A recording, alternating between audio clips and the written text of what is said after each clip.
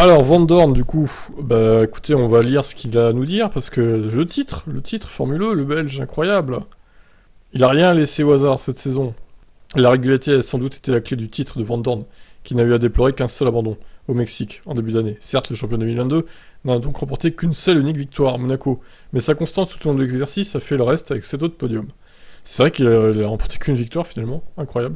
Le pilote Mercedes est revenu à l'arrivée sur sa saison, expliquant n'avoir rien laissé au hasard tout au long de l'année, et avoir appris de sa déconvenue de l'an passé lorsqu'il avait dû tirer un trait sur le titre après avoir accusé un score vierge à Londres. C'est une sensation incroyable. Quand j'ai commencé cette aventure il y a 4 ans avec Mercedes, j'étais très confiant dans le fait d'avoir à ma disposition les outils pour me battre pour le championnat du monde. Quand vous courez pour un constructeur tel que celui-là, il faut se dire qu'il domine dans tous les domaines dans lesquels il est impliqué. Mais en Formule 1, c'est différent, tout n'est pas si simple. Nous avons réussi à remporter les 2 championnats l'an dernier avec Nick, mais cette année, c'était à mon tour. J'avais eu ce mauvais présage à Londres qui m'avait exclu de la course au titre. Mais cette année, j'ai remis les choses dans l'ordre. J'ai rien voulu laisser au hasard, c'est tout. Rien du tout, pardon. C'est là que j'ai fait toute la saison. C'est ce que j'ai fait toute la saison. J'ai donné le meilleur de moi-même. J'ai contrôlé la situation lorsqu'il fallait le faire. Je n'ai remporté qu'une victoire, mais vous savez, je pense que la régularité que nous avons montrée cette année a été impressionnante. Il y a eu de belles histoires cette saison, avec 4 d'entre nous en lice pour le titre. Jean-Éric Vergne et Edouard Mortara, puis ce nombre s'est réduit à 3. Et aujourd'hui, nous avons été plus que 2, Mitch Evans et moi. Donc oui, ça a été une aventure incroyable, une aventure émouvante. Ouais, c'est dommage pour Vergne, qui était au niveau pendant toute la saison, mais les 4 dernières courses, il s'est effondré, littéralement, donc c'est vraiment dommage. Van Dorn a par ailleurs reconnu que son triomphe à Monaco avait été déterminant, expliquant qu'il n'avait par la suite plus regardé en arrière. Le Belge n'a pas non plus éludé, ce qui a été une des plus grandes forces cette année, à savoir sa capacité à tirer le meilleur des séances de qualif ou d'entame de qualif de week-end difficile, et parvenir à décrocher des points au final. En ce sens, sa performance à Berlin, où il avait un temps évolué en 12e position avant de finir 3e de la première course, est un exemple éclatant de son opiniâtreté. Je dois dire que je me suis un peu surpris moi-même de ma régularité. Je pense que même au Mexique, nous aurions été capables d'inscrire des points sans ce contact dans l'avant-dernier tour. Mais ça a été malgré tout une année formidable. Nous avons bâti notre succès de l'Arabie Saoudite avec la pole position à la 2e place lors de la course 1. Le lendemain, j'avais eu plus de difficultés, mais j'avais su parfaitement rebondir des Roms avec la pole. Mitch Evans a commencé par la suite à renverser la vapeur avec 2 victoires, mais notre tour est venu après, avec ce succès à Monaco. Je suis fier de l'avoir remporté là-bas. Monaco fait partie de ces courses spéciales que tout le monde veut gagner, que tout le monde veut avoir à son tableau de chasse. À partir de là, je n'ai plus regardé en arrière. Je pense que j'ai été très régulier, notamment en me qualifiant constamment dans mon poste. Il y a eu des moments où ça a été un peu plus difficile, mais c'est là que j'ai réussi à rattraper le coup, et je pense que ça a été des moments clés.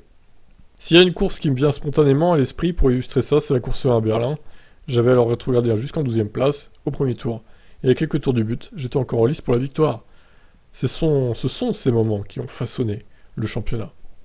Voilà. Bah écoutez, bon, mérité, hein, ce titre. Il a été... Alors, je dirais pas qu'il a été flamboyant. Il a été très régulier, mais il n'a pas été spectaculaire, Van Dorn. Mais bon, c'est aussi ça, il faut être régulier dans les championnats, surtout en Formule 1, où ça bouge beaucoup, les classements. C'est pas comme la F1, c'est jamais les mêmes qui gagnent en général. C'est beaucoup plus varié, donc écoutez, mérité son titre à Van Dorn. Maintenant, à voir en 2023, du coup, ce qu'il va faire, parce que lui, il n'a pas été confirmé en 2023, je crois. Ah, attendez, j'ai trouvé un article d'Auto Hebdo qui résume tout ça, là, parce que c'est le bordel. Il n'y a pas un tableau, non, c'est trop dur de faire un tableau, apparemment. Ah, si, j'avais parlé trop vite, merci. Alors, ah oui, il n'est pas encore confirmé, Van Dorn, du coup. Attendez, on va reprendre tout là. René Rast, donc, pilote numéro 1 chez McLaren. Pilote numéro 2, on ne sait pas. Maserati. Ah oui, Maserati, c'est vrai qu'il y a Maserati aussi. Eduardo Mortara, ok, pilote numéro 1. De Vries, peut-être pilote numéro 2. DS Dragon. Ah mais oui, si, il a signé avec Van Dorn, oui. Ok, enfin avec DS, pardon. Il sera équipé de Jean-Éric Vergne, mais oui, je l'avais traité en plus, putain, j'ai oublié. Ok. En Italie, qui a confirmé, bah non, c'est confirmé, Jean-Éric Vergne, Van Dorn chez DS. D'accord, ok. Mitch Evans, Sam Bird, c'est confirmé. Sébastien Buemi, Nick Cassidy chez Envision. Pascal Varian, donc, et d'Acosta, c'est confirmé aussi. Andretti, Jack Dennis, et on ne sait pas qui. Mahindra, Lucas Di Grassi, Oliver Roland, c'est confirmé. Nissan, Sacha Fenestraz et Buemi qui se casse, du coup. Norman Nato ou Gunther. Alors, New, Tictum, entre parenthèses, on ne sait pas. Et les autres, pareil, on n'est pas sûr. Apt, ça serait Robin Frisch et Nico Müller. Et Tichita, on ne sait pas. Bon, eh bien, écoutez, voilà. Pour cette grille, il y a combien d'équipes là? 3, 4, 5, 6, 7, 8, 9, 10. 11-12. Ah ouais, il y a 12 équipes du coup. Ah oui, oui, Buemi, il est chez Envision, c'est vrai. Donc ok. C'est le bordel, hein. Disons, ça change ça va vraiment être changé, hein, cette grille de Formule 1 là. Ça promet en tout cas. Maserati, oui, j'avais zappé qu'ils arrivaient dans la discipline aussi là. Bon, c'est pas Ferrari, mais c'est Maserati quoi. Pourquoi pas. Donc voilà, 12 équipes, dont deux nouvelles, avec McLaren donc qui remplace Mercedes, Maserati qui arrive, et le reste, c'était déjà en place du coup. Et par contre, Dragon Penske, ça dégage. Ah bah non, c'est DS Dragon du coup. Ouais, ouais, ok, bon. Donc Dragon Penske, l'équipe où il y avait Giovinazzi, c'est devenu DS Dragon. Ça a fusionné avec DS Techeetah en fait. Et Techeetah est toute seule. Ouais, c'est bizarre, hein, c'est le bordel, hein, franchement, on comprend plus rien. Par contre, Techeetah, je vois qu'il y a un doute sur la participation.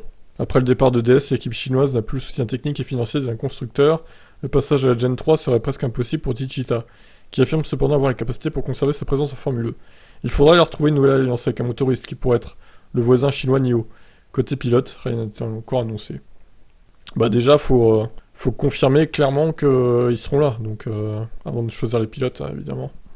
Bon, bah écoutez, voilà. Pour l'instant, on n'a pas toute la grille, mais on a les bons 2 tiers de la grille. Maintenant, on va voir ce que ça donne dans les prochaines semaines, les transferts. Maserati qui est... Ah oui, c'est ex-Venturi, bah oui, d'accord, oui, ok. Maserati va faire son retour en compétition monoplace plus de 60 ans après avoir quitté la F1, en remplacement de Venturi. Pour la marque au Trident, c'est encore l'inconnu pour le line-up. Mortara, arrivé 3ème au championnat, serait parti pour rester dans l'équipe, mais c'est encore à confirmer. Pour le deuxième siège, Maserati aimerait tirer Nick De Vries, champion du monde 2021. Bah oui, Nick De Vries, Mortara, je trouve que c'est pas mal. DS Dragon, ouais, du coup... ouais, c'est ex-Dragon Penske, c'est ça, en fait. Hein. Terminé, le partenariat réussi avec Techeetah place désormais à la coopération avec l'équipe Dragon, Penske étant partie de la Formule 1. L'écurie américaine va s'allier avec le constructeur français pour chercher un titre. Jean-Eric Verne va rester dans la région DS et devrait être rejoint par Stoffel Van Dorn, champion du monde 2022. Le Belge va trouver refuge chez DS après le départ de Mercedes de la Formule 1. L'officialisation n'a pas encore été donnée, mais le contrat serait a priori déjà signé. Oui, bah si, c'est ça. Alors McLaren aussi, qui nous intéresse quand même. Donc René Rast a été confirmé. L'équipe anglaise a une politique particulière en faisant signer ses pilotes au sein de l'entreprise McLaren Racing, ce qui signifie qu'elle pourra interchanger les pilotes dans diverses disciplines. Ainsi, plusieurs candidats sont possibles pour obtenir un baquet en FE. Félix Rosenquist, qui a déjà de l'expérience de la catégorie, 2 saisons chez Mahindra, Alex Palou, Will Stevens ou encore Daniel Ricciardo, si celui-ci devait être éjecté de la Formule 1. Oh, Ricciardo en Formule 1, alors là, le somme qu'il aurait, quoi. Concernant le deuxième siège, il semblerait que ce soit René Rast, ex-pilote Audi, qui tiendra la corde. Oliver Turvey, pilote pour l'équipe NIO 333 en 2022, est aussi dans les papiers de McLaren. Ah, Ricciardo, ça serait drôle de le voir en Formule 1, lui. Donc voilà, écoutez, beaucoup de changements qui vont survenir en Formule 1 avec des voitures plus rapides l'année prochaine en plus. Ça va être intéressant, hein, ce championnat-là. Allez, pourquoi pas Vettel, qui pourrait signer aussi. Allez, soyons fous. Je vous laisse commenter donc. Et bravo encore à Van Dorn pour son titre. On verra ce que ça donne pour lui et donc chez DS avec Verne en équipier.